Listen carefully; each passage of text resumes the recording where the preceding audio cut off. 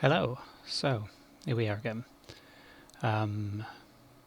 This video is going to be a little bit different. It's kind of a further advancement on one of the much earlier videos I did with using the wall factory. But this one could also be used for animation, so let's jump in, shall we? Right, so the first thing we're going to do is make a wall. Just as in the other videos, just go straight to wall factory. With mine, I'm setting the edging to 0, makes it nice and easy just to align the corners without any fiddly bits or overlaps.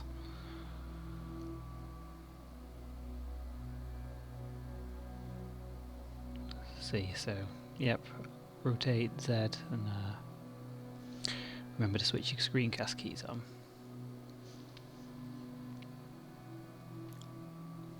I just sort of visually align the edges without having any overlaps.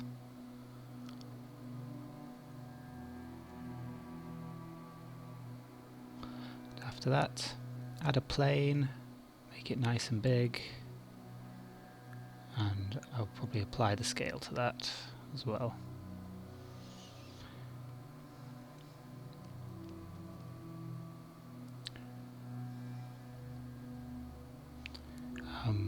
Add a rigid body simulation to the plane and set that to passive.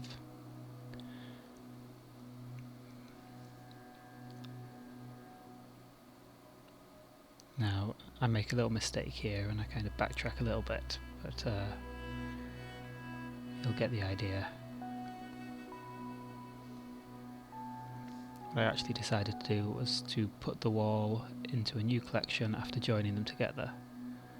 And then when I select it, I can press P and buy loose parts, and that separates every brick into its own item, and then set the origins to the geometry.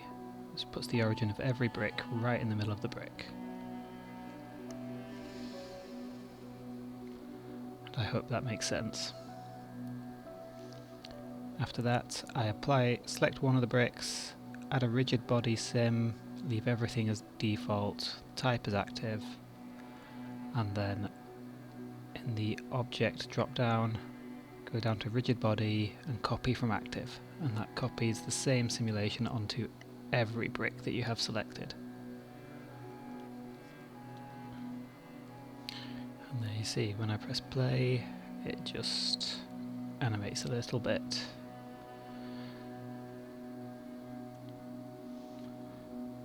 But that's not quite enough. We're going to have to hit it with a cannonball to make a nice big pile of rubble.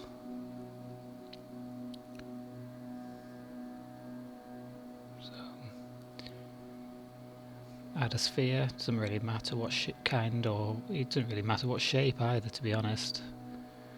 And then what I'm going to do is tap I on the location data for this sphere where I'm putting it.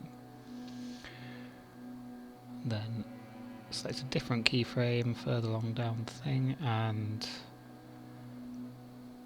press I again to add another keyframe. I don't know if I'm explaining this very well, but hopefully you can see and make it out from what's going on the screen.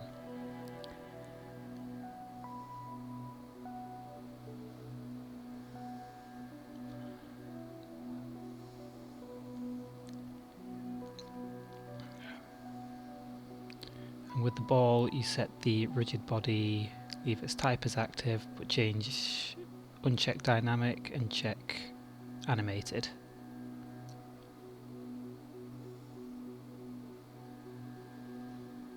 Just play around with it till you get a result that you like.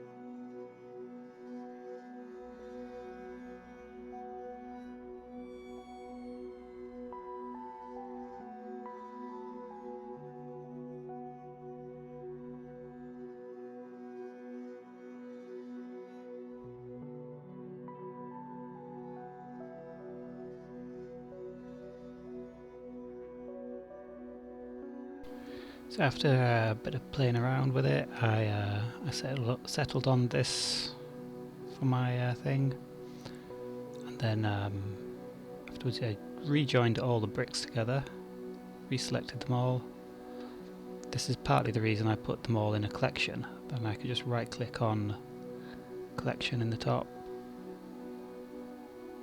right, and select objects, and then join them all and remove the rigid body. There's a few bits I wasn't quite happy with, so select them and just sort of manually edit it a bit, get it more of a rubbly look. After this, it's very similar to what I do with the first tutorial for making walls. So I get it to scale.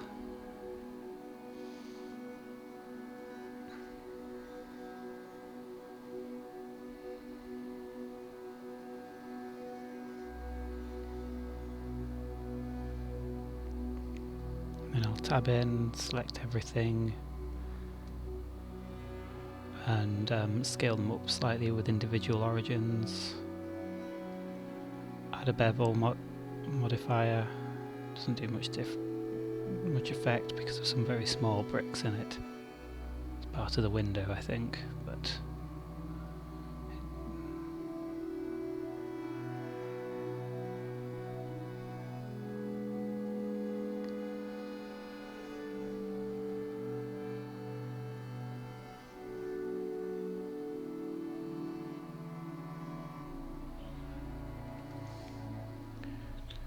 I think ultimately I decide not to worry about it too much, but there we go.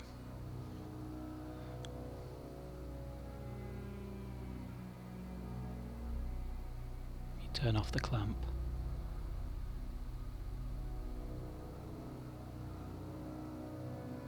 Then with the scale applied, add a remesh modifier, just to make it nice and manifold.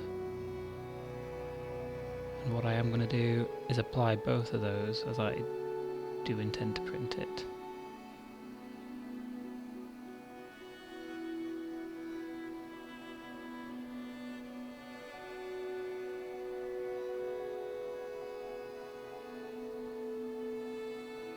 There we go, that's the scale with individual origins. Just give the bricks a bit of an overlap, and then the remesh makes it manifold. Save in case of any crashes.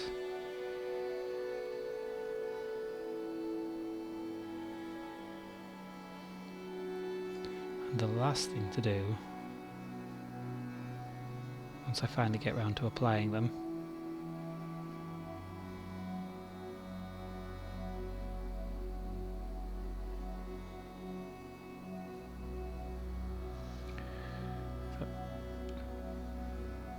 I select, then reselect the bricks, and I will tab in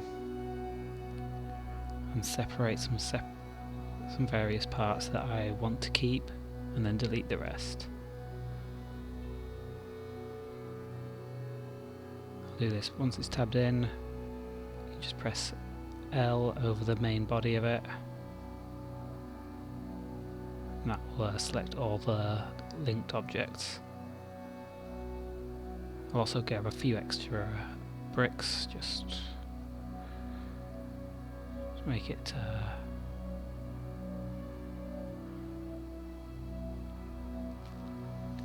bit more complete, I suppose is probably the best way to put it.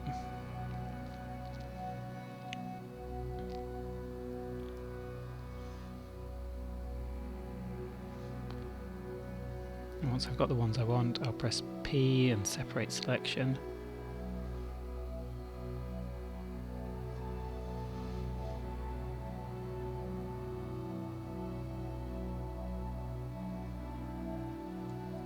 This may take a minute as there's quite a lot of geometry after the remesh.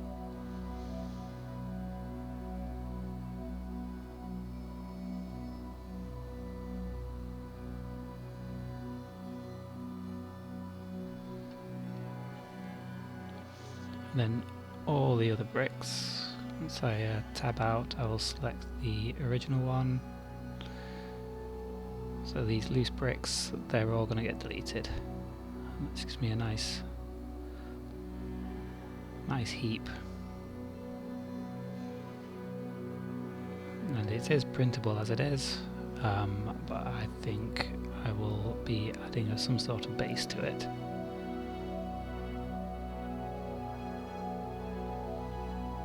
Would probably want supports anyway. But it is very quick and very easy once you get it all down.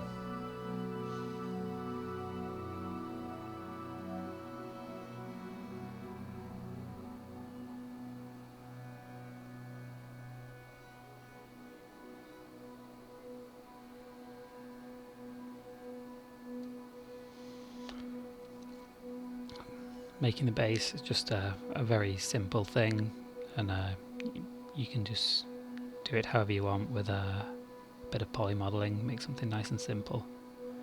Slopes off to the edges to make it fit on your tabletop. I hope this has all been useful, and I hope it wasn't too garbled. I don't know why, but there we go. Enjoy, and thank you very much.